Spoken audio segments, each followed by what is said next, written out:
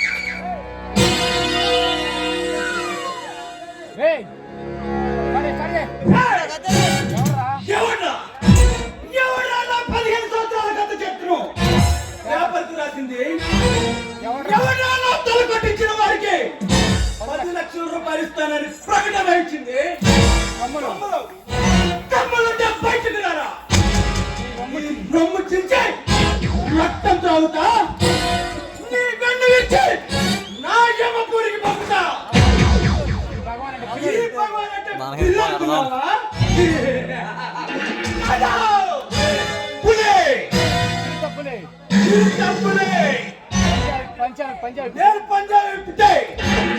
పంచముద్దాల్లో పాదాల దగ్గరికి వస్తాయి. కన్నెర చేస్తాయి. కనకనమంటే ఆ సూర్య భగవానుడే ఈ భగవానికి తల దించుతాడు. అలా చట్టాన్ని ధిక్కరిస్తూ ఏ సమాజాన్ని శాసిస్తూ దిక్కులను ధిక్కరిస్తూ వీరుడిలో బ్రతుకుతున్నా ఈ భగవానికి ఛాలెంజ్ విసిరిన మగాడు మీలో ఎవరు?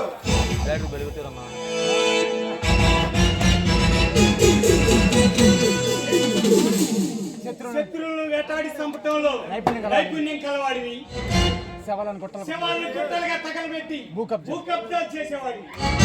నీవు ఒక పేపర్ పెట్టడం భయపడుతున్నావా? భయమా?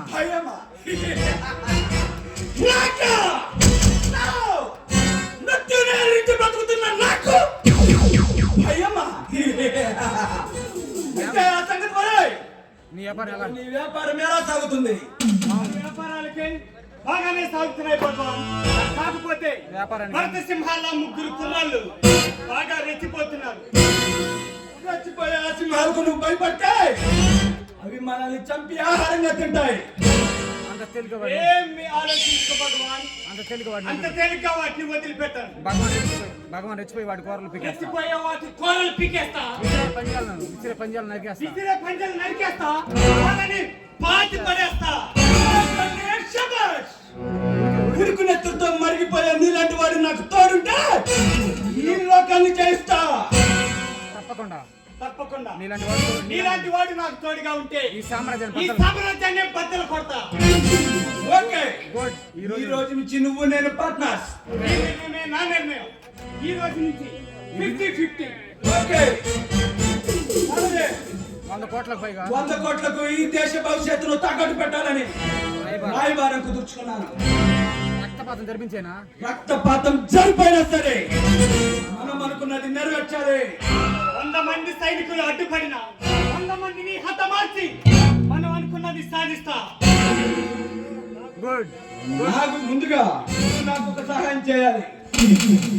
నా గురించి పేపర్లో రాసిన ఆ జర్నలిస్ట్ నిన్ను పట్టుకోవాలి. నా తలకు వెలకట్టిన ఆ నా కొడుకుని నా సింహద్వారానికి వేలాడదీయాలి. ఏం బాధపడకు భగవాన్, నీ కోరిక నేను నెరవేరుస్తాను. నీ కోరిక నేను తప్పకుండా నెరవేరుస్తాను. అది ఎంత కష్టసాధ్యమైన సరే నీ కోరిక నేను నెరవేరుస్తాను. అదే కాదు రుద్ర, నువ్వు చేయవలసింది మరో కార్యం ఒకటి ఉంది.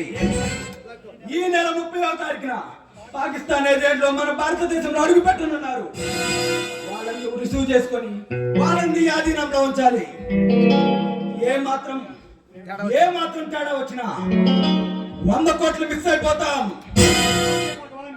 100 మంది సైన్యులు 100 మంది సైనికుల్ని మొత్తాన్ని చంపైనా సరే ఆ డీల్ నేను ఓకే చేస్తా అన్నట్టు నీ మీద పేపర్ లో రాసిన వాళ్ళు ఎవరో కూడా కనిపెట్టుతా.